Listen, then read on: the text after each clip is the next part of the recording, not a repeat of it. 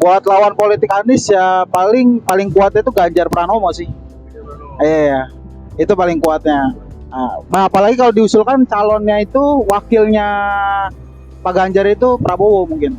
Itu lebih kuat itu. Tahu Anies, ada siapa lagi? Yang rambutnya putih siapa itu bang? Ganjar. Ya paling tahu itu doang bang. Banyak sih untuk peta kekuatan. Ya Ganjar masih jadi batu sandungannya si Anies. Yang kedua Kang Emil kalau misalkan itu juga jadi lawan beratnya Anies. Jadi nggak mudah untuk Anies mencapai ke sana.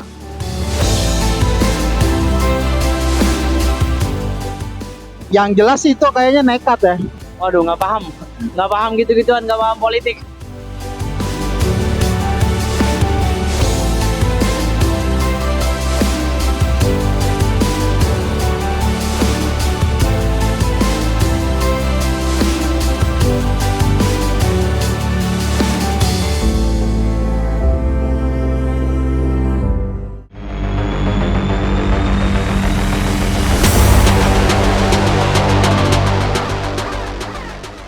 Anies Baswedan resmi diusung Partai Nasdem sebagai bakal calon presiden untuk Pilpres 2024. Akibatnya, Nasdem harus menanggung resiko secara internal maupun eksternal. Dari internal partai, ada sejumlah kader yang mengundurkan diri. Mereka adalah Nilu Jelante, Frederick Lumalente, dan Panji Astika. Mereka memiliki jabatan yang cukup baik di Nasdem. Apakah ini sebuah kerugian?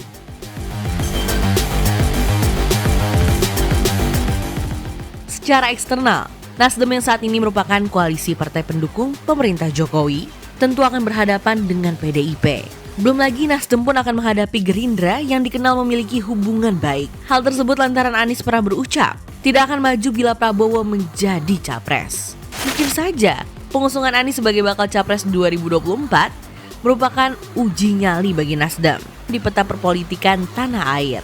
Lantas, bagaimana kekuatan politik Nasdem hingga disebut-sebut melakukan uji nyali sejak pertama kali ikut pemilu pada 2014?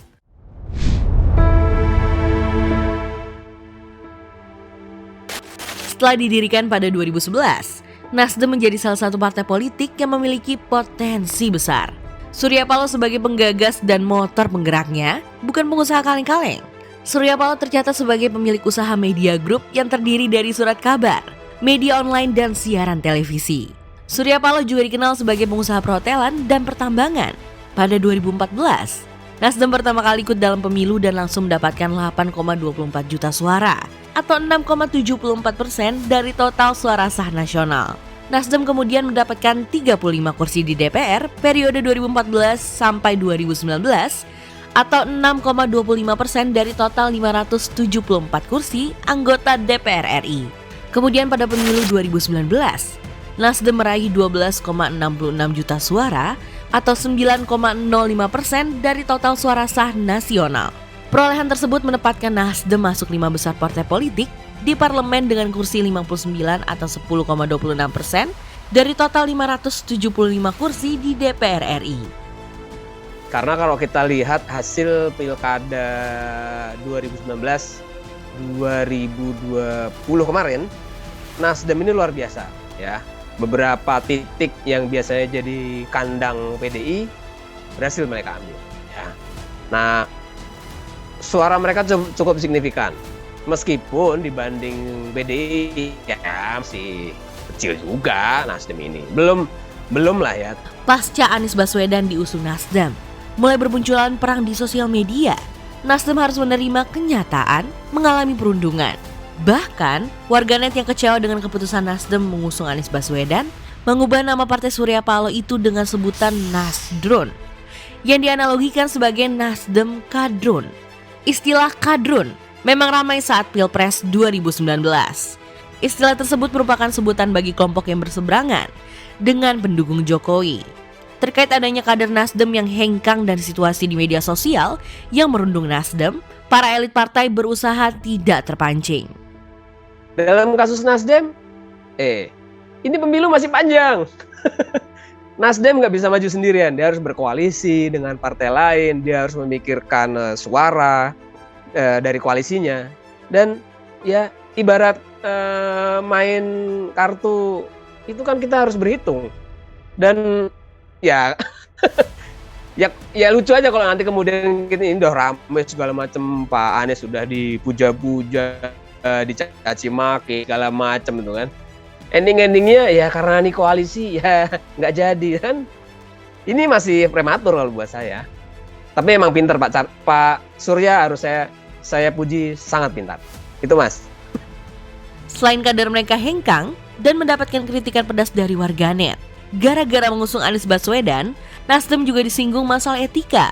Karena sebagai partai mendukung pemerintah, kini mengusung Anies Baswedan yang dianggap sebagai entitas Jokowi.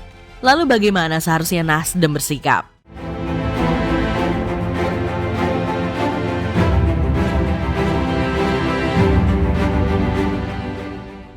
Waduh, nggak paham bang. Buat calon ya. Banyak calonnya. Pilunya gimana kan? Seru kah atau gimana? Kayaknya sih bakalan seru, kayaknya rame juga sih kalau menurut saya. Adalah Hasto Kriyanto, Sekretaris Jenderal DPP PDIP, yang menyindir Nasdem terkait mengusung Anies Baswedan sebagai bakal capres untuk Pilpres 2024. Ucapannya seperti menyindir Nasdem terkait etika politik. Sebab, tanggung jawab partai politik pendukung Jokowi harus memastikan keberhasilan presiden sampai akhir jabatan. Ya kalau Mas Hasto mungkin nggak ngomong etika, dia mungkin moral lah ya. Karena kalau moral itu lebih condong ke pengertian nilai baik buruk. Ya, kalau etika itu kan ilmu mempelajari tentang baik dan buruk itu. Mungkin Mas Hasto maksudnya moral. Kalau kita ngomong moralitas politik, ya ada baiknya Mas Hasto ini ya ngomong sama dirinya lah di kaca gitu kan. Apa iya PDI selama ini udah lurus kayak penggaris ya, mewujudkan bonum komune, kesejahteraan umum, apa iya gitu loh ya. Sebagai koalisi Nasdem juga udah memberikan kerja keras untuk membuat Jokowi dipastikan terpilih menjadi presiden 2019 kemarin ya, jadi udah sah-sah aja dong. Ngapain gitu loh. Terlepas dari hak partai untuk mengusung calon presiden, tentu Nasdem disorot banyak pihak. Apalagi dalam pemerintahan Presiden Jokowi ada 3 menteri yang berasal dari Nasdem. Artinya, dalam pemerintahan Presiden Jokowi, Nasdem mendapatkan 3 kursi menteri. Dinamika politik biasa-biasa aja. Ya, jadi, apalagi saya lihat Pak Jokowi juga anteng-anteng aja kok lihat kondisi ini. Emangnya dia teriak-teriak? Enggak, santai aja. Pak Jokowi lebih banyak teriak-teriak itu kondisi resesi 2023 itu yang dia pikirin. Bukan soal Pak Anies sekarang. Atau Pak Ganjar lah ya. Itu kalau catatan saya. Jadi menteri santai-santai aja lah. Gak ada masalah. Dengan diusungnya Anies Baswedan oleh Nasdem sebagai bakal calon presiden politik di Indonesia, jelang Pilpres 2024 mulai memanas. Semua partai politik bakal membuat strategi yang terbarukan atau saja hanya mungkin perlu menyesuaikan strategi. Tapi sejatinya tidak perlu khawatir. Siapa yang bisa menarik simpati rakyat, itulah yang akan jadi pemenangnya.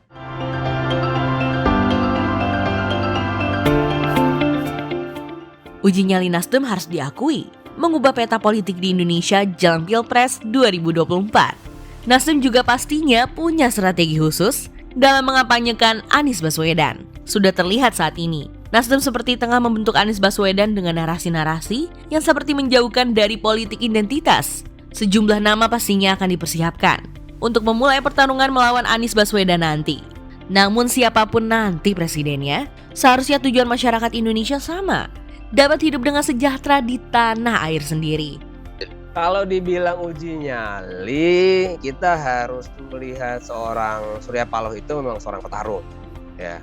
Dan sekali lagi buat saya Nasdem ini pintar, ya. Ketika orang belum secara tegas, ya, ini gue mau ngomong menuju 2024 nih, dia udah duluan. Secara nggak langsung ini jadi marketingnya si Nasdem.